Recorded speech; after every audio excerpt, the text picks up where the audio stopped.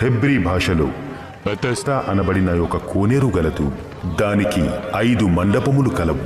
ఆయా సమయములకు దేవదూత కోనేటిలోకి దిగి నీళ్లు కదిలించుట కలదు. నీళ్లు కదిలింపబడిన పిమ్మట మొదట ఎవడు దిగునో వాడు ఎట్టి వ్యాధిగల వాడైనను బాగుపడును. గనుక ఆ మండపములో రోగులు, గుడ్డివారు, కుంటివారు, ఊచకాలు చేతులు గలవారు గుంపులుగా పడి ఉండిరి.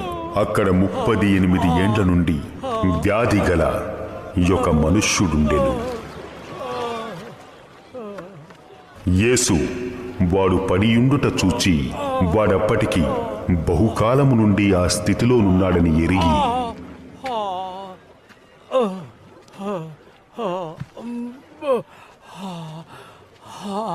నీవు లేచి నీ పరుపెత్తికొని నడువుము